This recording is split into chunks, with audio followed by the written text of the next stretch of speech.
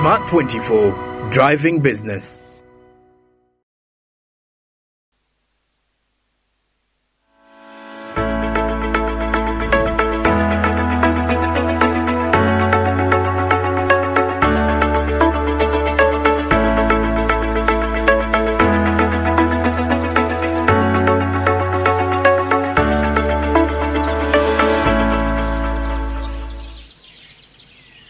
Yes, we'll be back from the break exactly 3 minutes past 8. This is Smart Means Business. Andrew Barry with Falda Kirabo.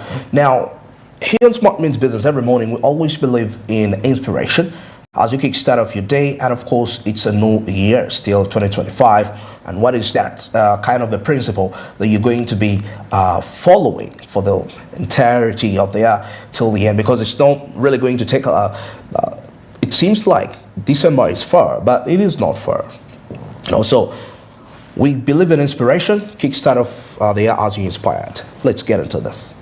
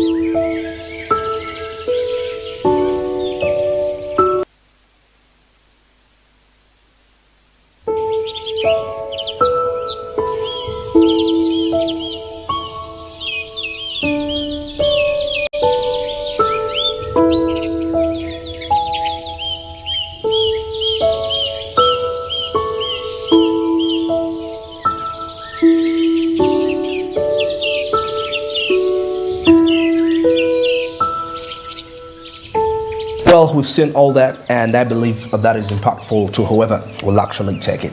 Father, I want to ask you something.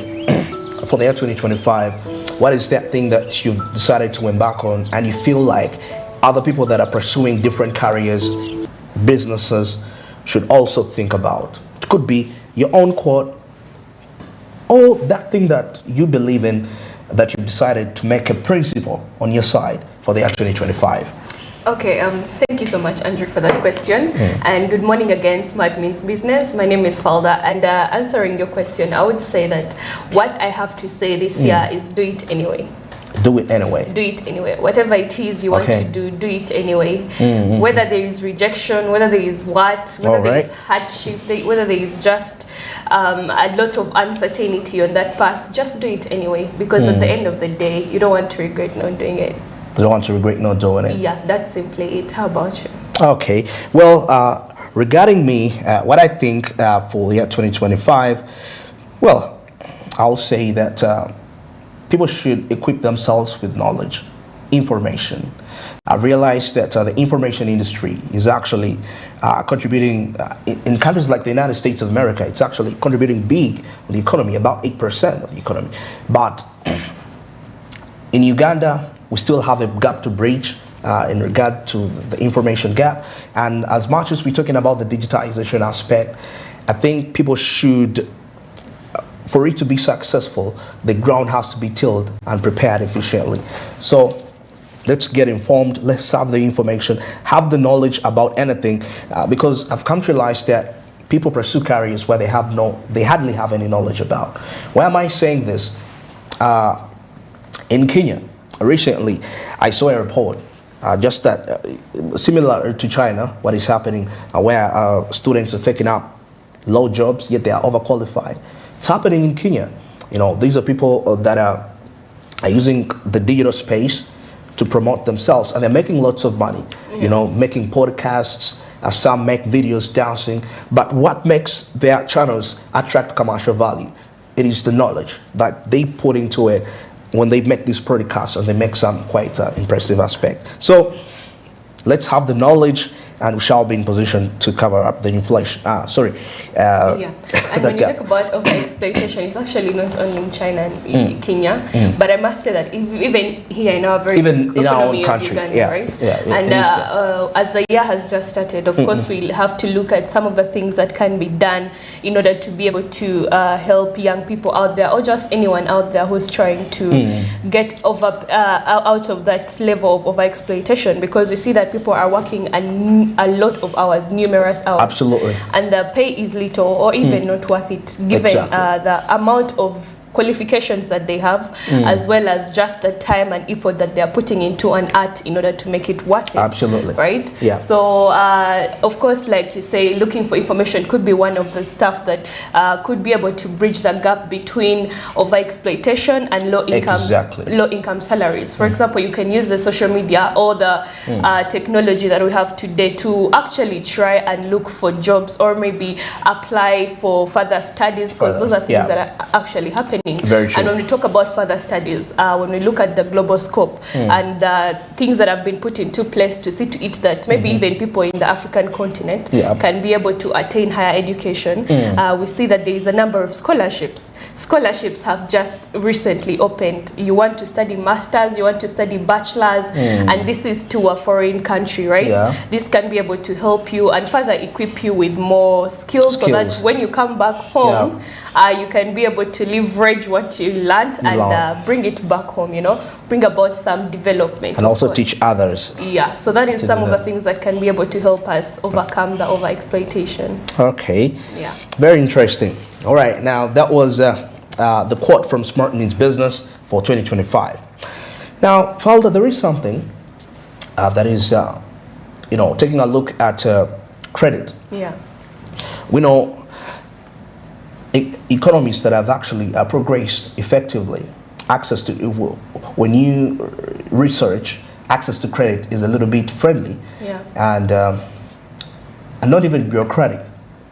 You know, our inflation has been a little bit in a staggering perspective, but taking a look at, despite the central bank reducing on the basis points, you know, the interest rate, interest on loans is still high for many Ugandan businesses, so they find it hard to really make it through, you know. And then it made me thinking, because I read something, I was looking into Ethiopia's banking strategy. Recently, Ethiopia approved foreign banks to come and actually have their way into the country to improve investment, forex reserves, and also attract further foreign investment. But I realized one of the policies that have actually been set in place is there has been increase of credit growth. You know, the available credit growth, according to what I saw, is going to increase from 14% to about 18% come 2025. Yeah. And ideally, the interest rate is still high. The central bank has still kept the interest rate high, but the money to lend has increased. Yeah. That's the, you know. So, and I was asking myself this question, that what is the purpose of you keeping the interest rate standard, and yet the available credit has been increased, you know? And ideally, when I read further, there's something I'm coming into. When I read further, I realized that the idea, however much the interest rate is high, that some of the businesses may actually borrow at high interest rates, and they have to pay back, which might in the end result into the increase of the prices of goods and services, hence going back to inflation. Yeah. That's what I was thinking. But ideally, you realize that increasing the available credit to be simply, the government was looking into, let money to lend be available, but at high interest rates. So they're assuming that this money is actually invested to create a higher multiplier effect, whereby the money can actually make more money at quite a faster rate compared to the rise of the interest rates. Then I try to zero it down to my country, Uganda, taking a look at this, that however much credit is available, but the question is, most of the Ugandans that borrow money, where do they spend it? You know, where do they, what are their expense priorities? Are they spending into activities that are multiplying that money, or are they investing into liabilities, which definitely are going to take in the money, you know?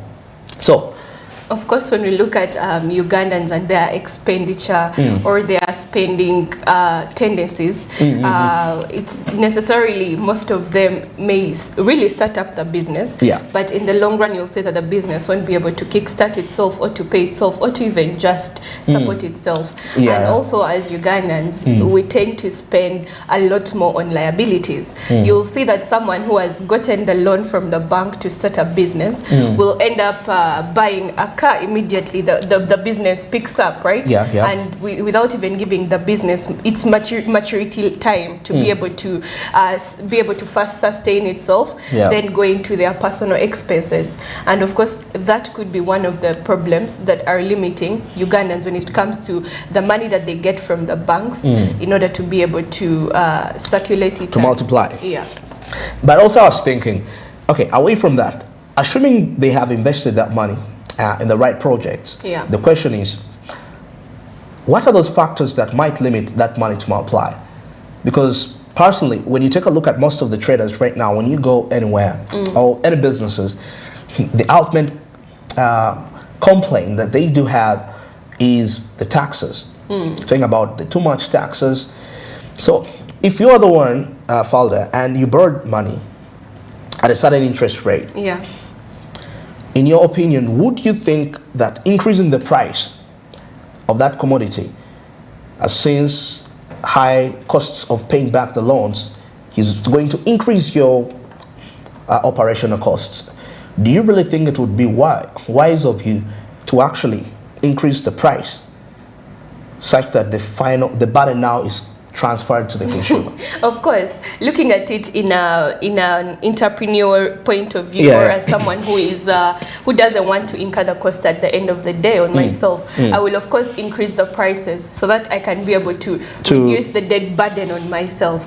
At the end of the day, interest rates are some of the things that are failing people from taking these bank loans, because interest rates really accumulate over time, and sometimes you find that they actually end up being higher than the money that someone signed out for their loan, given that the maturity period is done and they don't have the money to pay it back, you know, the rates could probably surpass the loan itself. So of course, as a person who got it, for example, for a business loan, I'm going to be able to I'm going to make it mandatory to increase the prices of my product so that I can be able to manage when it comes back to what I've made for myself as a profit and what is going to go back to the bank as the payment of their debt. How about you? How would you go about that? Actually, ideally, personally, I wouldn't. Okay, it depends how big is my enterprise. Because now there are businesses that enjoy what we call economies of scale. That despite these prices, due to the large capacity that they produce, they're in position. But those are few in this country. Very few. And you find that those that are available are actually enjoying the monopoly benefits, you know, because they control the routes and all that. But then these are the businesses which employ almost 70% of most of the Ugandans. Now they find it hard because now if the prices increase, at the end of the day, some of these businesses may shut down. Why? Because now if you increase the prices and consumers don't respond to you, and consumers are going to run to somebody that is in a similar line of production, but he's operating at a larger scale. And then you go to that person and you're out of business. So you see that. Now, let me read something small here from the National Bank of Ethiopia. Now, the National Bank of Ethiopia maintained its benchmark rate at inaugural monetary policy emitting staff, which was reportedly on January 3rd. Now, the bank maintained the country's benchmark rate that was at exactly 15%, citing the need to reduce what we call the still elevated inflation and also the importance of anchoring exchange rate expectations. Now, the country's year-on-year inflation rate is now 16.9%, with food inflation at exactly 18.5% and non-food inflation coming in down to 14.4%, and growth in domestic credit stood at exactly 19%, while growth in broad money and base money stood at 20% and 17% respectively as of November 2024. Now, we are looking at two aspects in here, Falda. We see that talking about the broad money and the base money. Of course, the base money, it's more of that money that the central bank prints out. Yeah. And when they are addressing here the broad money, it is that money, total sum of all the money that is into the economy, looking at coins, paper money, and so many more. But according to the report, it says that growth in domestic credit stood at 19%, while growth in broad money and base money stood at 20%. So broad money increased by 20%, and then the base money by 17%. So that means the money that the central bank is printing is less as compared to the money, because now the broad money, if people borrow this money from the central banks and now they invest it and it multiplies further, that's an advantage. So according to what I'm seeing here from Ethiopia, it seems like the money that the multiplier effect of money is actually very amazing. Yeah. Because now in Uganda you find that the money that the multiplier effect is low, and yet the central bank prints much more money as compared to that. So there is no match up here. So it is evident in Ethiopia, and I believe in Uganda it can also be the same. Now, in December, the country's parliament approved the entry of foreign banks into the financial sector, and that was to boost competition. Now, in the committee's view, two aspects, that is the macroeconomic outlook, what we call a cautious monetary stance that is expected in easing what we call the fiscal conditions over the coming months. Okay, now the Monetary Policy Committee also maintained the unchanged rates on standing deposits, talking about standing lending facilities and deposit reserve requirements. Now, the only change it recommended in the continued use of credit growth target was a change in the target rate from 14% to about 18%. Yeah. Now, Ethiopia has over 30 local banks in total, with a total capital of 2.4 billion. Now, this is what I was thinking, Father, because, like we say, the interest rate is still high, but the money to lend is is available. Yeah. Of course, for the normal consumers, borrowing will not be will reduce. Let's say that. But for the investor, the government ideally looks that you're going to invest this money in priority projects that are income generating. But what about a case scenario whereby I'm a producer, the interest rate is high, I've charged my consumers a higher price. Now, to me, this calls in for regulations, price regulations on a regional perspective. Let me say on a regional perspective. It's more like in Uganda, whereby you find the same commodity you buy in one area, you try to purchase it in another area, it's a different price. That is not fair. And Ethiopia is actually incorporating such into its system, because they know the interest rate is high, and there are some businesses that are likely to increase the prices. Yeah. But then, what the government has done is to ease the taxes onto the commodities, such that the businesses can actually run smoothly, make the profit, and also recover the economy. Yeah, and when we also look at the reports of Uganda's inflation rates that we are talking about as of the year 2024, the annual inflation rate was at least it decreased from 3.3% in the year 2004 until down to 5.4% by that was in 2023. So at least there has been an improvement when it comes to the way the money of Uganda is fluctuating or fluctuating every other year. And when it goes down to just monthly trends, and in July 2024, the inflation rate rose to 4.0% up to 3.9 in June. Yes. And in September 2024, the rate is to 3.0%, the lowest in 8 months. That has been the lowest so far in 8 months, and down from 3.5% in August. Whereas in October 2024,